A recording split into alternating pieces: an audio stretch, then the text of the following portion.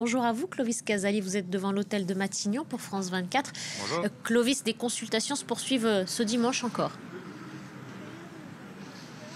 Un week-end studieux pour Sébastien Lecornu qui doit absolument trouver les bonnes personnes pour son gouvernement. Et le temps presse car il y a ce Conseil des ministres prévu lundi où il pourrait présenter son budget qui irait ensuite à l'Assemblée nationale. Alors peut-être que seulement une partie du gouvernement assistera à ce Conseil des ministres si ce gouvernement est annoncé d'ici là. Et c'est toute la question pour Sébastien Lecornu. En tout cas, c'est une mission compliquée car de nombreux partis refusent de participer.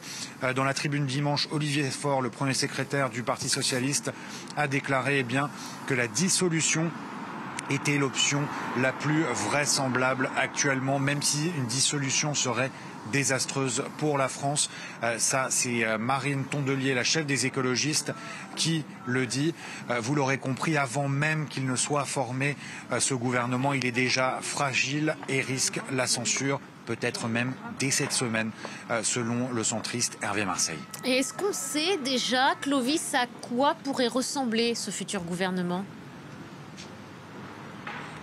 Bien, c'est tout le problème pour Sébastien Lecornu, car de nombreux partis refusent d'y participer. Les centristes de l'UDI, les Républicains, le parti de droite qui, hier, lors de son bureau politique, a décidé de soutenir, mais de ne pas participer au gouvernement, car ils craignent que Sébastien Lecornu cède en quelque sorte aux sirènes de la gauche et applique certaines politiques de gauche.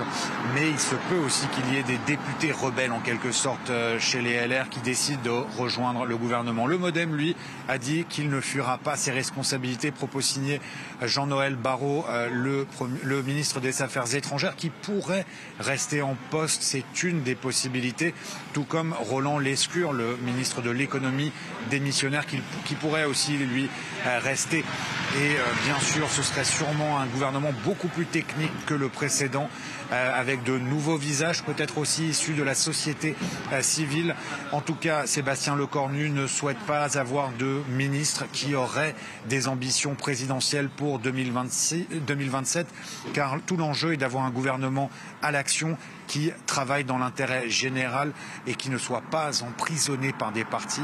Propos signé Sébastien Lecornu. Merci beaucoup, Clovis. Clovis Casali en direct de l'hôtel de Matignon. Restez avec nous pour la suite d'Autour du Monde.